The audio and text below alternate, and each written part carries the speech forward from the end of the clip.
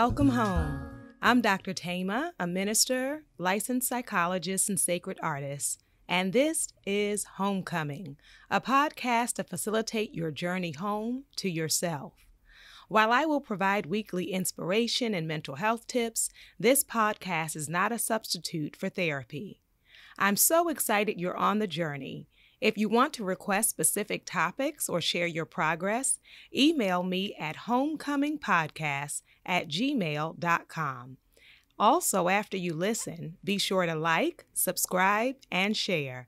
Let's begin.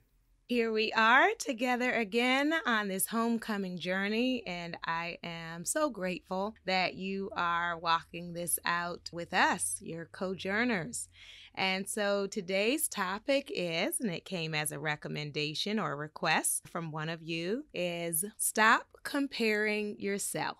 That's what we want to do as we journey home, is release this tendency, this push to compare ourselves to other people, or to compare ourselves to our prior self, or to compare ourselves to our ideal self. So we get caught up in this comparison, which is already a trap, because each of us are individuals and each of us are on a unique journey. We did not start in the same place. Situationally or emotionally, financially, we didn't start in the same place, and we have not had the same mountains, valleys, turns in the road, and we do not carry the same baggage.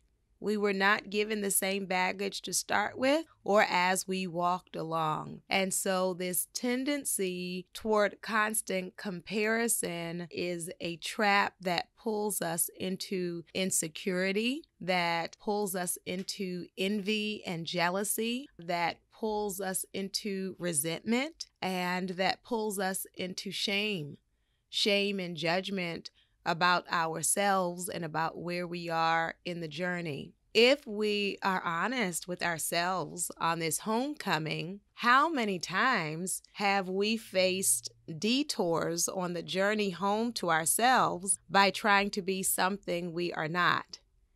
And what often pulls us into these false selves is basing our lives and our decisions off of other people. We often talk with children and teenagers about this notion of peer pressure, and we act as if that concept ends when we get out of our teen years. But the reality is, even as adults, we continue to deal with peer pressure, and a part of that is not just the pressure that other people put on us, but also the pressure that we put on ourselves based on our comparisons of where other people are.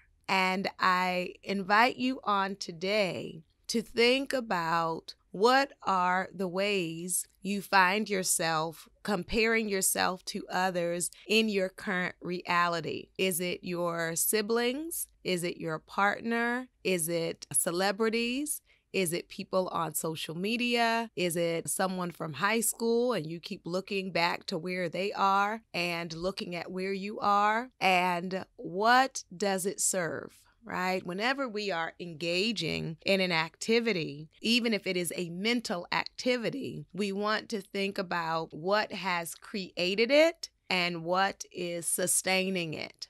What do I gain from this and what does it cost me? So in terms of where it started, many of us grew up in circumstances where you were compared verbally, directly, or indirectly with other people. And people will make comments about, who is the pretty one? Or who is the smart one? Or who is the kind one? Or who do people believe is going to be successful? Or who is the popular one? And we not only get that as a child from other children, but even the adults in our lives have played into it.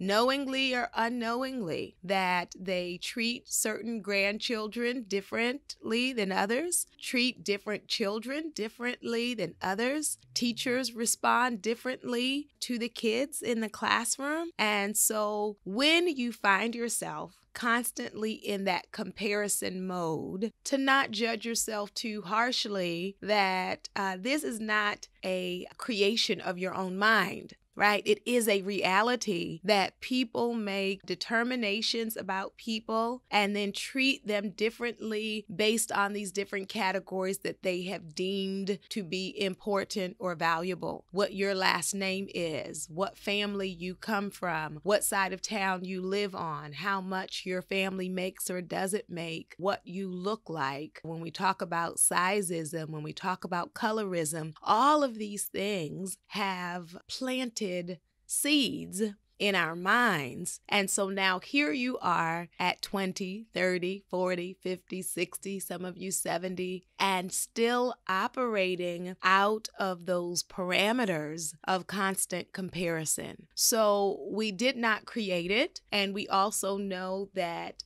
we have been treated differently based on these various criteria. Right? People responded to you differently based on where they felt you ranked. And depending on where you grew up and the timing you grew up, you may have even experienced classrooms that were ranked. So you had the gifted and talented, and then you had the regular track, and then you had those with special needs. And now people have argued more for inclusive classrooms, but even in our educational system, we get these messages about worthiness, and value. So you did not create it, but what keeps you doing it, right? What keeps us buying into it is sometimes we cannot even get clarity about our gaze, our perception, because we're constantly thinking about what everybody else thinks, right? I had a client who said to me, well, what does it matter if I convince myself I'm beautiful if the world doesn't agree? Right? So if I continue to make my belief and my thought marginal because everybody else may not agree with me, then it keeps me locked in for my gaze to be determined by those around me. And so then the ways in which I value myself becomes determined by what larger society or what my family says or what false friends say, that my supervisor says. And so it keeps us putting our self-esteem and self-value in what I call shaky hands. Shaky hands. They are not dependable or reliable. You even see this in the realm of celebrities, where 1 minute they're celebrated, then they post something or do something, and then they're despised, right? So if I put my esteem and my worth in shaky hands, it's going to be a constant roller coaster of when someone gives me a compliment, then it means I am great. If someone withholds affection or gives me a critique, then I am devastated. And I live my life on this up and down roller coaster because there is no consistency within me. There is no clarity within me. So I am looking for those around me to tell me, am I worthy? And if I make that my guide and my pathway, I can never truly be at home within myself. So the reason we continue to do it is we are trying to figure out what can we do, how can we be such that we will be seen, celebrated, and valued. Right? If I make the determination that it's like living from polls, right? From political or social polls, that whatever other people think or deem is good, let me try to imitate that, and then people will call me good. And if you hear that, you can hear the fallacy, the problem in crafting a life like that. Then I will never truly come home. I will always be in search of how can I imitate that which is valued. And I want you to know that there is a home that exists beyond who your parents or your supervisor or the media determines is good, is smart, is worthy, is beautiful. I want you to know that there is an inner knowing, an inner awareness, an inner clarity that can stand even in opposition to the society in which you live. So my society may determine that I am not reflective of what they value. And then I have to decide, am I going to co-sign that? Am I going to be in agreement with that? Am I going to align with that? You know, I grew up in Baltimore, Maryland, and Baltimore is not so different from other places where there is white supremacy and beautyism, where the idea of having dark skin and a broad nose and natural hair was not celebrated, was not called beautiful. Now, am I going to wait for white supremacy to declare my worth or my beauty? Am I going to deny it because magazines don't agree with me? I could do that, and I would live my life homeless emotionally, homeless, disconnected from myself. So a big part of our tendency to compare is us trying to figure out how to be celebrated and seen as worthy. And there are all kinds of things that continue to keep it going. A big part now is with social media. And so we see what other people are posting, and then people will question their own lives and values. And what I try to explain to clients is you are often comparing your most difficult moments to people's photoshopped best moments. Right? Most people are posing for vacation pictures, taking a million selfies to get just the right light and just the right angle and putting on a big smile. And a friend of mine sent me something on Instagram where it said, you know, around Christmas, people were posting all these pictures of their family in the matching pajamas. And so the post said, you all have been arguing, fussing, and fighting all year long, and now you're sitting there in matching pajamas, right? So then here you are in your house with your family that doesn't have matching pajamas, that don't really get along, and you're looking at all these posts, and as you look at them, you're feeling worse and worse and worse, like you really missed out, like why didn't I come from a family that gets together and smiles and laughs during the holidays and has matching pajamas and drinks hot apple cider, right? And you don't know the fullness of the story after and before the picture. Yes. So you want to be careful, one, about comparing yourself, period, but two, also comparing yourself to people's presentation versus their truth, right? We all present in particular ways. In psychology, it's called impression management. It's like we do our own PR of how we want other people to see us. And often that is what you're getting in social media. The person that a individual would like to be and what they would like to present of themselves to the world. And so to see that and assume perfection is problematic and untrue. Even before social media, some people would compare themselves to television shows. And I remember talking to someone who was basically neglected, and both of his parents lived with major mental illness, and he basically grew up on television. So learning things from TV. And, he was saying to me, now, these people on TV have these exciting lives, but like, who would want to watch my life when like I'm just walking to the store? Like nobody would want to watch that. Right? And so I had to actually talk to him about, one, the people you're watching on TV, these are scripts and stories. And two, everybody has times that are not exciting to watch, right? Even you think of your biggest celebrity, if they're just going to the store, right? That is not something amazing to see. And yet we create this idea that I have to have constant, and not even excitement, constant drama. Right? And that's what we see a lot with the reality shows, is there has to be constant drama. And so then if I don't have drama going on, then it's boring or it's not real.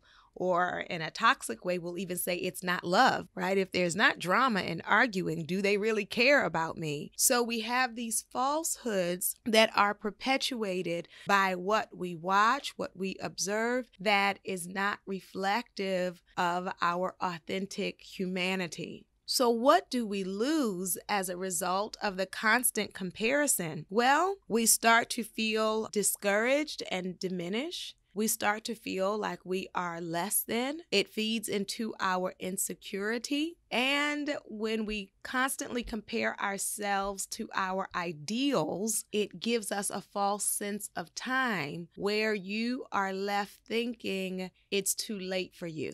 Right? It's too late for you. And I know some of you who are younger are not going to want to hear this, but my mom has a good friend who just got divorced maybe in her 30s and just got remarried at 70. And she's like, it was worth the wait. And I know you all do not want to hear that. But these stories we have told ourselves of when things are supposed to happen can be a setup for disappointment and for frustration. And when we are young, we create these timelines, right? We're like, by 20, I'm going to do this, by 22, by 23, by 25, by 27, by 30, right?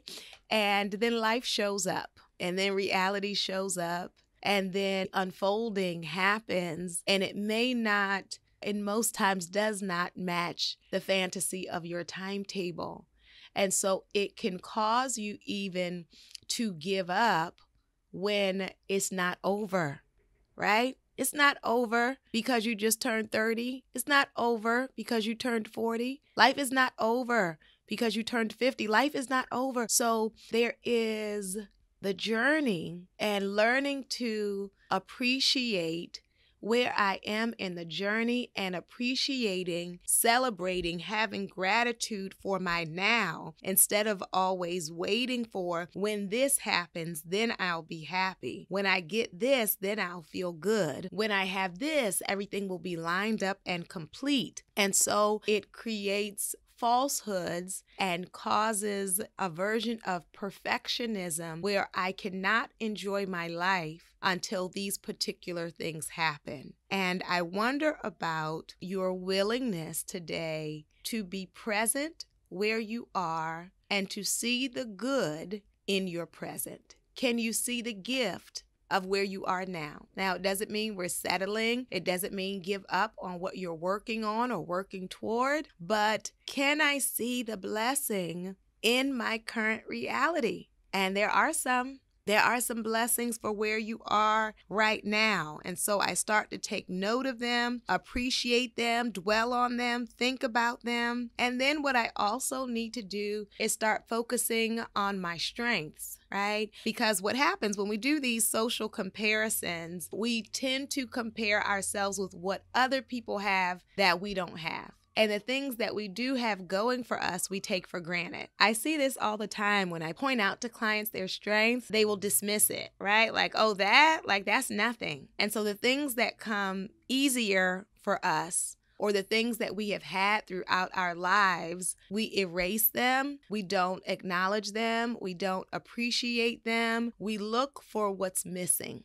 We look for what we have decided is missing, what we have decided we did not receive. We tend to focus on what other people have that we want while overlooking what we have. So I want to invite you this week to start making a list of what you have received, what has gone right in your life. We can often list what went wrong, who let us down, what were the disappointments. Well, what was good, right? To be able to reflect on what was good past tense and what is good now. Even around this issue of finance and wealth, I work with people across the financial spectrum, and one of the things I see is no matter what people have, they think it's not enough, right? No matter. Now, you could double your income, which if I said that to you today, that would sound great. And then I catch up with you, in a year or two when you have that double and, still now living paycheck to paycheck and not feeling good about it and not feeling like it's enough. And so we have to learn to shift our perspective so that our eyes do not always gravitate toward the gaps, but look at the fullness. Right? Looking at what's in the cup, right? And what I carry and what I can appreciate about my life. And then really getting comfortable with our imperfections, right? John Legend has a song where it's a love song and he's talking about, I think, even loving the crooked edges, right? So for ourselves, instead of looking at other people that we have deemed perfect, right? And then being bothered or upset by our imperfections, can I, even as I'm perhaps working on them, accept those things about myself? And then the things that are not in my hands to change is just a part of my makeup or who I am, to accept that, right? And to see, what was the beauty or the gift of that, right? So I grew up going to Baltimore public schools, right? And I've been in some circumstances where, people who were in the conversation all went to private school and, were kind of talking in a very demeaning way about public education and about people who went to public school. Now, am I going to sit there feeling less about myself because I didn't grow up going to private school? Or can I look back at public school number 66 and, I had some good times there, right? I made some beautiful friends there. I had some teachers who really cared about and invested in me there. I used to every year do the oratorical contest and get up and make speeches on the stage of Mount Royal Elementary and Middle School, right? So I glory in that, not spending my life like, oh no, these other people had these experiences and I didn't get that, right? Well, guess what? I'm grown. Right? I'm not going through school again. There's no repeat. I can't have a do-over. And so I recognize that there are some things that perhaps I did not get, that definitely I did not get because of the school not having the most resources. And I also recognize that there is some gift that came from that season of my life and that shaped me and that I celebrate. I authentically, genuinely embrace as, to know me. That's a part of me. That's a part of me. So what are the areas in your life that you cannot do over? Right?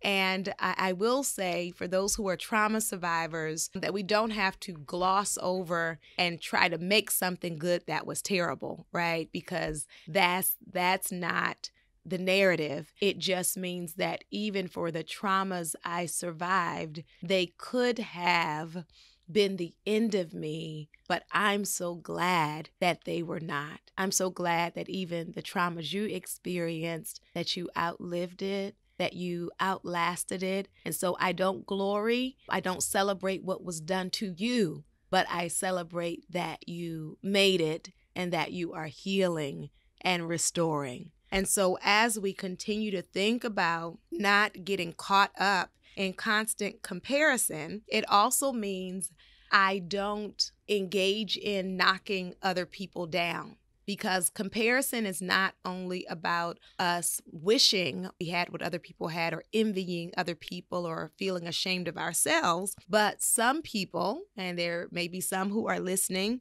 who will put others down as a way of trying to pump themselves up.